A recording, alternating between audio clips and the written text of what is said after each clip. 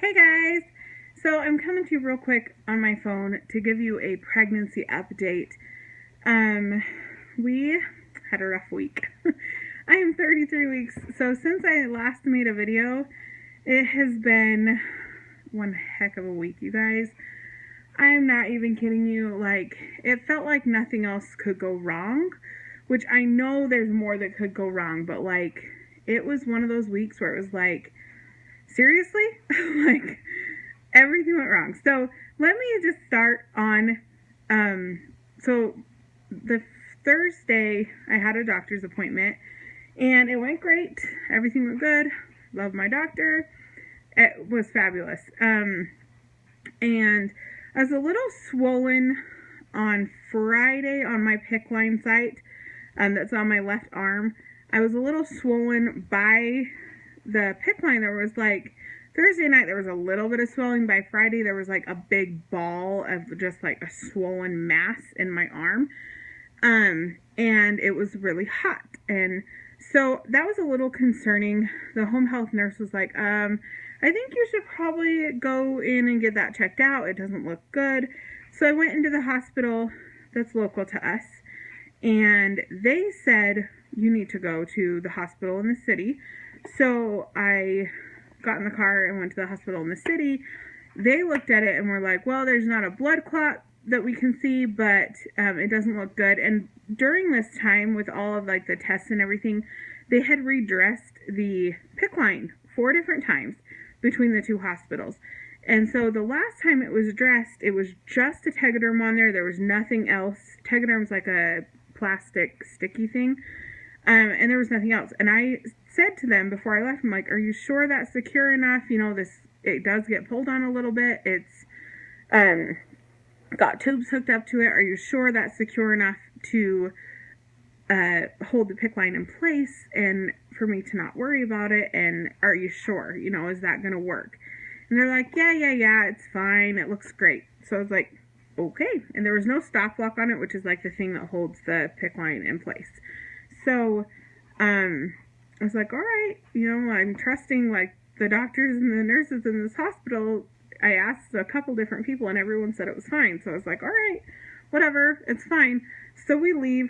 That was Friday. We leave Friday. On Saturday, I did my IVs like normal. On Sunday morning, the Picc line was even more swollen and hot, and it was really bad. And then I noticed it started to fall out. So the tegaderm wasn't holding it in place anymore, and it started to slip out. And so on Sunday, I contacted the home health nurse and was like, it's starting to fall out. And they basically just said if there's blood return, it's still in technically. And that I could flush it. So I did, and there was blood return. I flushed it. It was fine. About 20 minutes later, my arm started to hurt really bad. And on Friday, they had checked for a blood clot. So I was like, oh, it's probably not a blood clot. I don't know what's going on. So, and then about half hour after that, when we decided to go to the hospital because my arm was just throbbing, it was so painful, and the Picc line was falling out. So the combination of the two things warranted going in and at least getting it checked and making sure that it was still safe. So we get to the hospital, and by the time we're on the way to the hospital, I'm having like really bad chest pains, and I could hardly breathe, and like taking a deep breath hurt, and I was like, what the crap is going on? So we get to the hospital, and they rush me back. First, we go to the entrance where after your 20 weeks, you go to like a different entrance if you need anything at the hospital. So we go to that one, and they rushed us over to the emergency room, and they're like, you know, all this is happening. So during all this time, Tim had to we couldn't find anyone to watch our kids. So he had to take all 4 of our kids and drive me to the hospital an hour away. And then he took all the kids and waited in the waiting room for hours while they're figuring out what's wrong with me. And he went and got them dinner, but they were in the waiting room most of the time. And he was like super dad, you guys. Like, he really pulled through and took care of everything, and it was crazy. So Anyway, they find a blood clot in my arm. They didn't scan my chest because the risk of the radiation to the baby is just too high, and because they already knew I had a blood clot in my arm, which is what they found in my arm, they just said, you're going to be on the treatment for even if you had the same treatment as if you had one in your chest, so it's not worth exposing the baby to a CT scan when we already are going to be treating you regardless. So I got put on blood thinners on Sunday night. So Sunday, Monday, Tuesday, Wednesday. So this is the fourth day of blood thinner shots, which, by the way, if you've ever had one, hurt like hell. They're so painful. I've had a lot of shots. I've had a lot of IVs. I've had a lot of pokes and a lot of Rogam and different shots during pregnancy, and the blood thinner shots by far are the worst. They're so bad. So I'm on a dose that I have to take twice a day. I take it morning and night at 10:30, both morning and night. And Tim actually does it for me because I'm a wuss and can't shoot myself with a shot, which I'm going to have to buck up because he's going to have to go back to work eventually. Anyway, so back to... sorry, I'm yawning. Back to my week. So we got put on blood thinners because of the blood clot. And off of IVs. They had to take the PICC line out because of the blood clot and because it was already falling out. So on Sunday, they took the PICC line out, put me on blood thinners. I haven't had an IV since Sunday, which has been really hard. I'm super weak, and I'm starting to have contractions now because when you're dehydrated, it can cause contractions. So I've been having contractions. I was up almost the entire night last night, which is why I'm so tired. Sorry. The whole night last night, they were like 15 to 20 minutes apart all night long. And then I have had quite a few of them today, but they're not actual labor. It's just contractions. So we're kind of holding off on that. So at the doctor's today, we discussed now what birth is going to look like now that I'm on blood thinners. So a couple of things. The first thing is I was going to get my tubes tied after having this baby. And now they cannot do it until after I'm off blood thinners, which means March or April. So we've got a long ways before they're able to, they're actually just going to remove my tubes. They're not going to do tied. They're going to actually take them out. So that kind of sucks.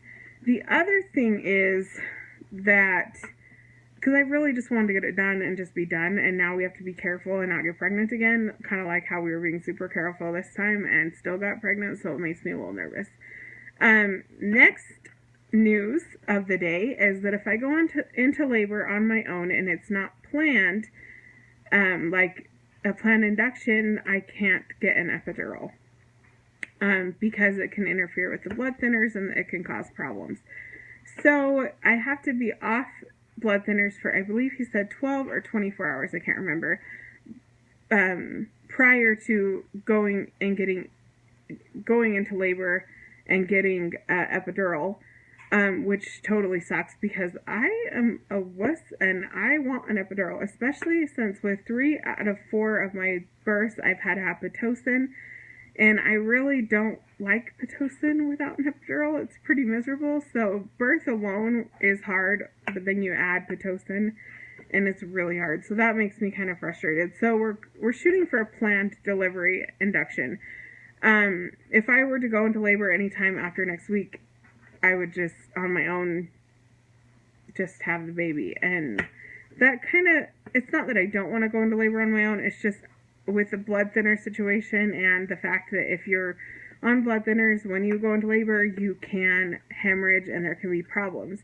But I have to be on blood thinners or I could have a blood clot in my heart and die. So, take your pick. So, we basically are shooting for a planned delivery, a planned induction now because of the blood clots and blood thinner problem. And we don't know a date yet. I'm guessing it will be around 36 to 37 weeks. That's just a guess. That's not what my doctor has said. That's just based on all the crap that's been happening we're hoping to make it that far, and we do need to plan for this baby to come, so we can't just wait to go into labor. So that's kind of where we're at. It's such a mess, you guys. This week has been really tough. On top of that, we've been having some back labor and having some other issues with I'm anemic now, and we also have had some issues now that we can't do IVs. The sickness is getting the best of me. So I'm living on ice chips. I have my ice chips. I basically am sucking on them all day just to stay hydrated, because if I take more than just one swallow of something, I throw it right back up. It doesn't matter what it is. I had to take a little sip of something and wait 5 to 20 minutes depending on what it is. If it's water, I have to wait 20 minutes. And it's really tough because normally you can add lemon or different things to your water to help with nausea. But I can't, because lemon can also be a liver cleanse, and that's not good. The other news is that because I'm off of IVs, which stabilize my liver enzymes, we're kind of worried about them going back up. So next week at my doctor's appointment, I will have to get blood work to see how active the Lovenox, which is the blood thinner that I'm on, how active it is in my bloodstream. And I have to get blood work for my liver enzymes. Here's the big exception to all of this. If my liver enzymes were to shoot up and get super dangerously high, they would deliver the baby very soon. And so that's our biggest concern, is that my liver enzymes were high. We went on IVs and they dropped back down. And now that we're off of IVs and it'll be over a week by then, they could just shoot right back up. So we're trying to stay pregnant, but there's a fine line between what's safe and what's extremely dangerous right now. It's a very fine line, and we just have to find the right timing for all of it, which is a little scary. I'm really hoping to make it to 36 weeks. I would love to make it to 36 weeks, but at this point I would take 35 any day over where I'm at right now, just because I don't want my baby to have to stay in the hospital. But we're at a point where so much can go wrong in such a short amount of time, and it's kind of scary. So anyway, of course we'll keep you guys updated. As soon as we know when I will be having this baby, we will let you guys know. I will make a video, even if it's just a few minutes long, to say, hey, it's baby time, just so that you guys know what's going on.